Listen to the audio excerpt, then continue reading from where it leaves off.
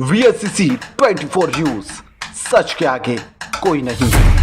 दाहोद शहर में कांग्रेस अध्यक्ष आशिक सैयद के नेतृत्व में नगरपालिका कर्मचारियों ने दाहोद के स्टेशन रोड पेट्रोल पंप के किनारे वास्कुदिया समुदाय के बाहर खुले स्थान पर रह रहे गरीब लोगों को धमकाया और जबरन बेदखल कर दिया। उन्हें जल्द से जल्द जगह खाली करने के लिए कहा। इस प्रकार नगरपालिका कर्मचारी पैसे देकर मेला लगाने के लिए जगह देते हैं, जो गलत है। वहां रहने वाले लोग कलेक्टर को एक आवेदन देने के लिए कार्यालय पहुंचे, उनसे जल्द से जल्द इसका निपटारा करने का अनुरोध किया। इसके लिए दाहोद कांग्रेस आसिफ सैयद भाई ने नगरपालिका को इन गरीबों को न हटाने की चेतावनी दी और कलेक्टर से कहा कि अगर गरीबों को हटाया गया तो वे दाहोद शहर में विरोध प्रदर्शन करेंगे।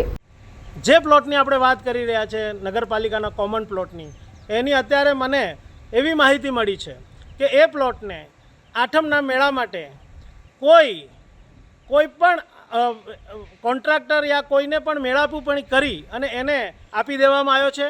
અને એ મેળો જો અહીંયા લાગે તો ભૂતકાળમાં રાજકોટ, અમદાવાદ અને બરોડામાં જે મોટી ઘટનાઓ ઘટી છે, સુરતમાં જે ઘટનાઓ ઘટી છે, એવી ઘટના ઘટવાની અહીંયા 100% સંભાવના છે।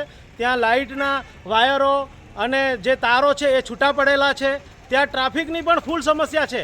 તો આ મેળો, અમારી એટલી માંગ છે કે આ મેળો બીજા સ્થળે ખસેડે અને આ ગરીબ લોકોને ધંધો અહીંયા કરવા દે।